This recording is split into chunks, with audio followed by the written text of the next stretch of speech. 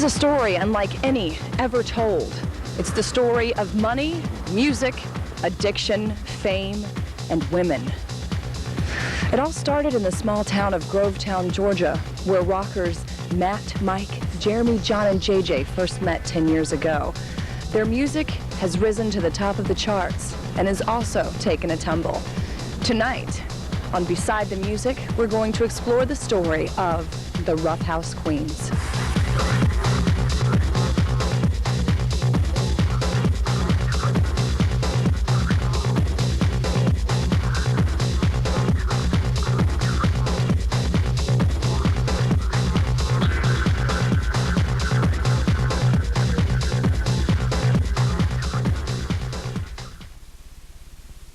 It started back in 1990 with John and JJ, who attended a small school together in Grovetown. JJ was playing drums for his school band when he met John, a young kid from the slums of a trailer park with lots of talent. Well, I've been playing drums as long as I could remember, ever since I was just a little funky. But, you know, we got up to high school, and I had a little bit of reputation as a man on the drums. I mean, I wasn't really, you know, cocky about it, but everybody knew it. I knew it too. But, you know, I always looked for a band or just somebody to just jam with, because, you know, because you can't make it alone as a solo drummer. You know, maybe like one guy, you know, the odds are up against you, but that's right when I met John. I heard his voice and I knew he was that one thing that was going to take it all the way home. He knew he needed me. I felt it all along because I have these, how you say, special powers. I think it was a cold day in May. I was walking down the hallway singing a beautiful song in school, and he turned around from his locker. It was that moment we knew we had something special. And something was right. John and JJ began practicing together every day after school, but they realized they needed something more to form a band. So they auditioned several people before finding the right mix and the right sound. After months of searching, they decided on the final three members of the band, Jeremy, Matt, and Mike. Man, when I got picked, it was awesome. I wet my pants when I got the phone call. It was pretty embarrassing. Yeah, like, at first we thought it was a practical joke because we had been in a band already and we thought that these guys were going to beat us up and steal our ideas. Like, I was really scared at first because they said we had to know like real rock anthems like Vanilla Ice, Ice Ice Baby, and In the Navy by the Village People. I mean, I knew these songs, but I didn't think we could pull it off. Well, you know, I knew exactly what I was looking for. I didn't want any wuss to come in off the street in here and not know anything about Vanilla Ice or the Village People, because you gotta understand, these guys are just like gods to rock and roll and anything really. I mean, these guys had to come in here and really know their stuff. We auditioned about 1 million people that day. It took hours and hours and hours. We actually got into fights with some of them. Some of those people didn't even know who Village People were, and they didn't even acknowledge the fact that Vanilla Ice is a god. So when we heard these guys, and I heard Matt execute the words to Ice Ice Baby with a sweet textured perfection, we knew we had our guys. So the band was formed. 5 young guys with talent under their belt. They began practicing 6 hours a day after school to perfect their sound before they began playing gigs at the local bars. One of their first shows was at Squeaky's Tip Top, and after playing to a sold-out crowd of 14, they were on their way. They began playing at Squeaky's once a week as the club's house band, but reached a roadblock when it came time to decide a name. It was so cool. I was playing Barbies with my sister, doing this whole reenacting thing on the whole pressure-filled situation this guy from Squeaky's has given us. You know, we got to have a name for our band. So, brought a little thing, a little scene from Dr. Barbie and Ken. That's how the whole Vanilla Navy thing came about. When Matt told me the band name, I was ecstatic. I mean, Vanilla Navy. How cool is that? It's perfect. It was like the perfect reflection of who we were as artists. I mean, it had Vanilla Ice, and In the Navy, it was perfect. They began getting more gigs as Vanilla Navy, doing shows at other bars around Grovetown. and eventually moving up to the big nearby city of Augusta, Georgia. I had always dreamed of Augusta. You know, it was such a big city. It had all these paved roads and houses. You know, and we had gotten a gig at this place called the Finish Line. You know, and it was great. You know, I was so happy to be playing for rich people. You know, like people that lived in houses and not trailers. You know, and I was finally able to make it into the city without passing out from heat exhaustion from riding my bike out of Grovetown. Augusta became the promised land for these 5 boys. It was their dream of a big city, but with big cities can come big problems. One fateful night at the Finish Line Cafe, an angry trucker watching in the audience had something waiting for the boys after the show. Oh, we were hyped all night. Had to be such a great show, probably the best I'll remember it for a long time. So anyway, we were walking out to load the rest of the stuff. And these nasty truckers came up to us. Their leader, Harry, he started to push me. And he's yelling words like Leonard, and Skinner, and Jimmy, and Buffet. Saying stuff like, "This is real rock." We got really scared. All his buddies, some big trucker dudes, were all around us, surrounding us. You know, we're just some, you know, musicians, you know, like peace and love. And their leader, Harry, pulls out this lollipop and starts sucking on it in front of us. And he's walking around saying we were roughhousing the crowd, roughhousing in there, you know. You know, I was trying to calm him down. My dang band was, you know, trying to calm him down. We're like, Harry, you know, we barely know you. Why are you doing all this? And he starts asking all these questions about, you know, the Navy. You know everything about the Navy. And I was just shouting, "No, Harry, no!" And his friends were egging him on, like, "Yeah, ask him about the Navy." We didn't know what was going on, and suddenly he unzips his pants, these big pants. He turns around and pulls his pants down and moons us. And the word Navy is across his butt because his butt was really white. He wrote the word Navy. I don't know if it was always there or if it was just for that night. He turned around and with his mustache over his shoulder, he said,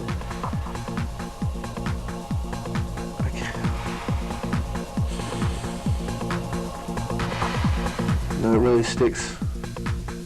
You know, it hurts. I'll never forget it." He said, "This is Vanilla Navy. This is Vanilla Navy, you queens." And they ran off, hooting and hollering. We were in disbelief. I was traumatized. Jeremy was crying. He had to go call his mom. It was terrible. We were all shocked and scared, and we were in a huddle crying because we worked so hard at being Vanilla Navy, and now we knew we had to change the band name. But once again, Matt saved the show the same night. It was so easy to come up with. I mean, all these horrible events all at once, and it's a great name. It's even therapeutic in a way, you know. Just the guy calls us, you know, we're roughhousing the crowd, and he calls us queens, and I mean, I came up with Roughhouse Queens. I mean, it's right there in front of us, you know, and I mean, I like to thank that guy and maybe even give him a kiss for helping us. With their new name and that tragic incident behind them, the band sent Harry a thank you letter from the Finish Line, quit their high school careers, and started playing full-time. They began doing shows every night around clubs in Georgia, which paid off one night at a small club in Duluth. The boys were playing tribute to the great outdoors and hunters when a music executive armed with a video camera and a record contract from Backwoods Records spotted them. So I was out having a beer alone, feeling sorry for myself. So I was working for this really crappy record label. It went out of nowhere. These guys really caught my eye. They were playing so good. They were so hot, and I knew I had to have them. And they called themselves the Rough House Queens. And boy, did they know how to rough it house up. Lolly gave the boys her business card and told them that she was an executive with Backwoods Records. On Wednesday, February 5th of 1992, the boys contacted Backwoods and had their first record deal ever. They immediately moved to Los Angeles, leaving fans, family, and friends behind. They started work on their first album, Straight from the Navy, which debuted at number 98 on the Billboard charts. This is the first time they'd ever had a taste of fame, and they were so excited. We didn't care we were 98. We were just happy to be in the top 100. I mean, it's better than being stuck in some trailer park in Grovetown, of all places. I mean, we were in L.A., you know what I'm saying? Living it up. Living the rock star dream. Moving on up to the west side, like the Jeffersons. But it couldn't last forever. After spending 12 weeks on the Billboard chart at number 98, the Rough House Queens stopped moving. Their single, Don't Grab My Throat, stopped getting airplay, and no one wanted them playing at the bars anymore. That's when their manager, Lolly, decided it was time for a change. So we were at an era where that type of music was dying. I mean, disco and heavy metal wasn't all that popular. And the new kids on the block, let's just say they're not new anymore. So I decided to give the boys a new look, clean, crisp. I added a little Lolly look to them. Lolly cleaned up the Rough House Queens all the way to the top. In early 1993, they recorded their second album, We May Be Rough, But We Act Like Queens. They released their first single from the album, Women Are My Venom, which went straight to number 1 and stayed there for a whopping 34 weeks. But fame was beginning to get to them. We were at the top, the pinnacle. We weren't going to let anyone knock us down. I mean, with this, I could explore my creativity and my inner soul and bring it out in my music. Matt didn't want that. He wanted to sing about stuff like fighting and drinking. I wasn't going to have that. Yeah, John goes through this whole phase, sees this Miracle Grow commercial, you know, he's like, yeah, I can grow as an artist. No, John, that kind of stuff takes time, you know. People liked us, we were simple, we're from Grovetown, you know. We've got fans, we got responsibilities, you know. The President of the United States, he's got to support his people, you know. He's got to work for his people. We have to do the same thing. We're rock stars, you know, John. Geez, interview's over. I couldn't have my band just singing about nothing. I mean, it was hard, but it was a decision that I had to make. I mean, I knew eventually they'd understand me because we're tight like that. I think. Well, anyway, I went to San Diego and I took to the streets because I wanted to get back to where the real music was. And that's street performers. I mean, a lot of people look at these guys and are like, whatever, you know, what are you doing, this and that. But these guys know real music. I mean, I had the experience to just free myself and to understand my creativity lied in playing a trash can. You know? Just playing a trash can. And using a fish bones like a xylophone. And doing all that. Just music and beautiful, just stinky street performers coming up with just the most melodic stuff ever. I knew eventually that this would be transformed into our band and our music, and I wanted to take it to there. You know, I didn't want to be some petty, pretty boy music guy. I wanted to be a badass rocker! And a badass rocker he would become. John quickly succumbed to the ways of the streets. He stopped bathing, started performing on street corners, and eventually fell in love with something that would nearly kill him. I was so upset. I never thought a few creative differences would come between us like that. I didn't realize he'd leave for so long, you know. So much was happening. Mike's dressing like a woman and telling us to call him Missy. I mean, I got back into my Barbie doll therapy, and it really helped a lot. And people don't understand, but it helped me cope. It was a scary time for everybody. I'm sorry. I really wanted to kill someone. You know, I started playing football with some guys, and they said, you know, I was good enough to be in the NFL and be a tight end. You know, but since I started this band, you know, I wanted to keep it together. But Jeremy, you know, wanted to go home and be normal again. John had disappeared. No one knew where he was. You know, Mike, you know, he became Missy, dressing up in all his clothes. I mean, you know, his friends liked it, the girls liked it and stuff, and, you know, whatever. You know, Missy, Mike. And Matt was blowing all his money, you know, whatever money he had, on these Barbie dolls. You know, something, you know, as a therapist, something his therapist thought would be good for him. We were falling apart. See, I like to cross-dress, and the fact that I can make money from it was just so appealing to me, you know. I was adored by cross-dressers all over LA, and since John was gone, I just had myself to worry about, you know. And, you know, we were losing money so fast, and I deserved to be selfish, because everyone else was being selfish, you know. And I talked to JJ about it, and he told me to just do what I had to do.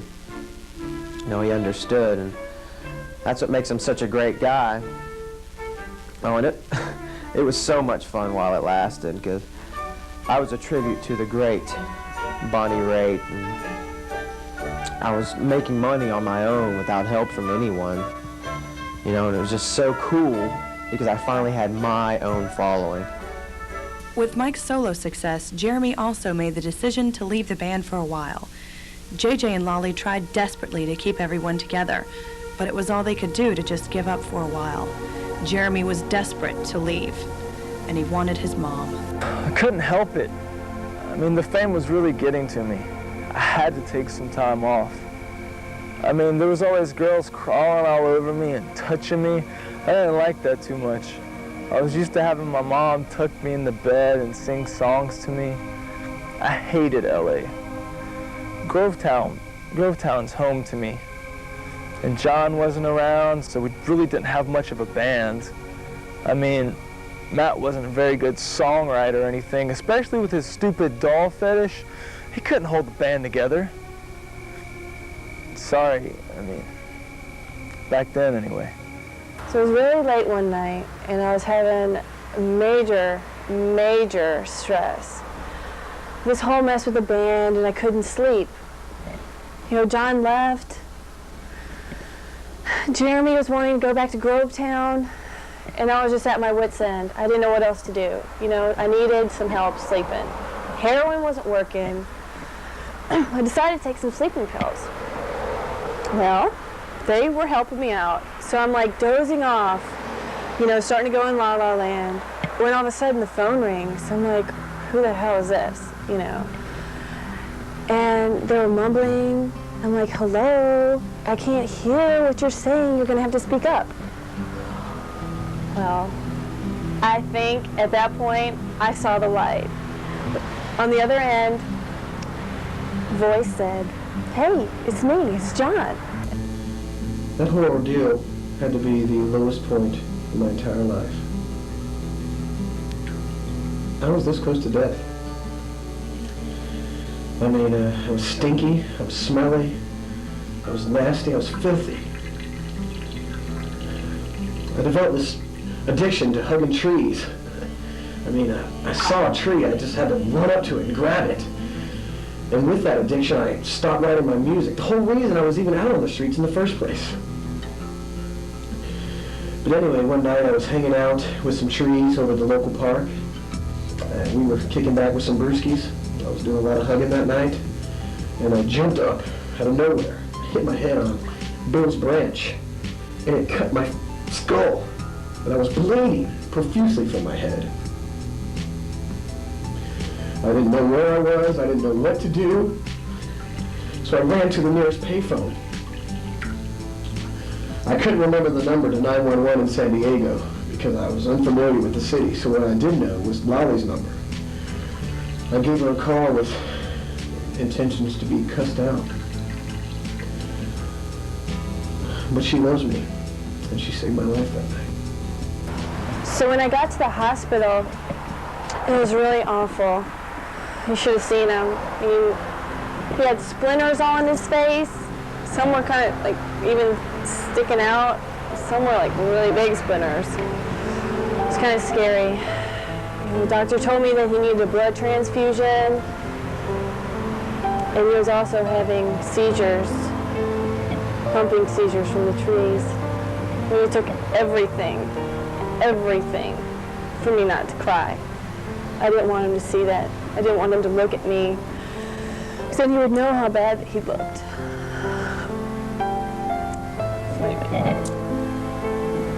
I really couldn't believe that he had stooped that low, because he was such a smart guy, you know? But we decided that we would keep this a secret between me and him, and we worked through this. Lolly slowly moved her way out of Backwoods Records, commuting between LA and San Diego to be by John's side during his recovery and rehabilitation. With the band's demise, no one really seemed to notice Lolly's absence, except for JJ, who tried so hard to keep the band together. But the timing couldn't have been more perfect. JJ got a job at a local music store to make ends meet. I kind of went through a bit of a depression phase. I started wearing black clothing, and I was real moody, and I didn't really talk to my friends or family for a little while. But I was basically just sad that we had gotten so far. You know, we came so far. We had the sweet taste of success, and everything just fell apart. And I was losing it. So what I did, I just started working at a local music store, just try to stay in the music scene, you know, hip on everything, and try to help out other musicians. Maybe they can get some success. And I was really caught up in my work, you know. And one day, I hear the door chime. In walks this girl, and I walked up to her and started showing around the store, and we talked a little bit more, and we eventually ended up going on a date. JJ rocks! After only 2 months of dating, Ouida and JJ were married at a small chapel in Las Vegas. JJ told Ouida everything about the band, and she was determined to save it. One night, JJ received a message on the whereabouts of John and Lolly. He was determined at this point to find them, since he had become so happy with his new bride. She is awesome, you know. Like, John and Lolly were kind of upset that we found them, but I was sure glad she did. I was just excited. I wanted to share my new bride with them, and things were just starting to look up, and it was a good time. I don't know why JJ sent Ouida to San Diego. I mean, she was pretty cool. She didn't talk much. She pulled out a gun and said, "Come on." So we got in the car and headed to LA. And I remember getting to LA and seeing JJ. My eyes lit up. It was nice. We had a huge, big group hug. And then I decided, hey, let's go look for Mike and Matt. So we took off and looked for Mike and Matt. We found them and had another huge, big group hug. It's nice. Except for the fact Mike had this whole lady thing going, and Matt had his dolls, whatever that was. But we put our differences aside, and we went and got sloppy drunk and had numerous big group hugs, and it was pretty cool.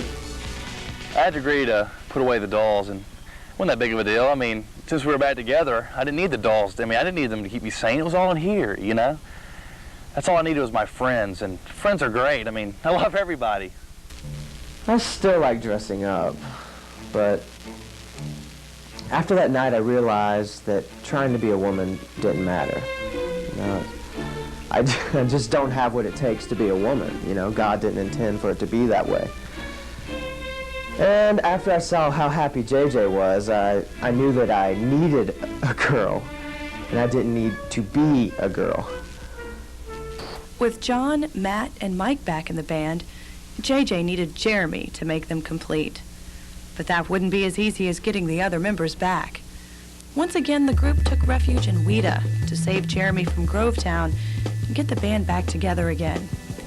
JJ and Ouida took a flight from Los Angeles to Grovetown, and their hunt for Jeremy began. JJ believed that Ouida had the power to get Jeremy back. Well, everyone knew she was awesome. I mean, she just has this way with words that I've just never seen before in anyone. You know, like just the power in her words can convince anyone of what's right. Yeah, but I knew it was going to be tough getting Jeremy back. But she knew just what to say. I'll never forget the day they came and got me. And it was like a movie. I'd gone back home to Grovetown and tried to put all the BS of being famous behind me and just tried to live a pretty normal life. I'd stopped playing guitar and I just stayed at home with my mama all the time. And one day I was like out waxing the truck and drinking some beers. And JJ just comes walking up from around the trailer with some girl. And so I put my pants back on and I met her and she was nice. And she said, come on. Her name was Wita. And so I hugged JJ and I was so excited and we had this big long reunion and I just knew it was my destiny to play music with the band. So I got my things and got on the next plane for LA. After the band was reunited, Lolly started her own record label called Big Digits Records. The Rough House Queens was the first band she signed under the new label. On March 23, 1998, their third album was released, Back from the Trailer Park, which debuted at #1 on the Billboard charts and stayed there for a whopping 16 weeks. I'm definitely in support of this new album they got and everything they're going to do from here on out, you know. In the art? Yeah. Yeah, they give my 2 thumbs up. 2 thumbs up. Not even 2 thumbs up. Let it rock. Give me 2 rocks. Ozzy. Let it rock. Look out. Planes. After a full year of touring, the band didn't stop. They immediately began recording their 4th album, Holding Back Never Felt So Good. And with that album's release in early January of 2000, it was also at #1. The band had finally made it, with a little help from a girl named Wita. If it wasn't for Wita, we wouldn't be where we are today. When we got back together, we were so pumped. We were writing music and the lyrics and everything was just flowing so melodically. I mean, we became more creative, and I knew it wasn't from hugging trees. I always knew I was this cool, you know, but it's like I had to travel harder than most people to find it. I mean, that's a true musician, that's a true badass rocker. No one understands what it's like to be a performer and a musician and a songwriter. I mean, I am pumped up. And with Lolly doing her whole thing, I mean, all of us, but everything is awesome. After looking deep inside myself, I realized it was a hollow place. But in that hollow place, there was a piece of paper in it, and it said, Matt, just put the dolls down. You know, your fans need you, your friends need you, you need you. I don't know, maybe it was something else, but since then, John and I have got along great. You know, our relationship's so much better. And I mean, if we were gay, we'd probably get along. You know, we'd be the best duo ever. But you know, we're not. We're rock stars, and we're straight. I don't need to be a woman. You know, I'm accepted and respected by cross-dressers everywhere for my talent. You know, and everything is good now. You know, I can play my guitar and be Mike, the awesome guitar player, you know, and people still love me. You know, and I can be who I am and still make it somewhere in the world. You know, I have so much money that I can do whatever I want to do, and I do. You know, I can have security, people protect me, and they also won't go telling everybody what I do in private. I'm so glad JJ met Wita. I mean, Wita saved the band. If it wasn't for her, I'd still be at Grovetown with my mom. Thanks, Wita, Mom. You know, now at this point, looking back at all our success and all the memories we've obtained, the #1 record,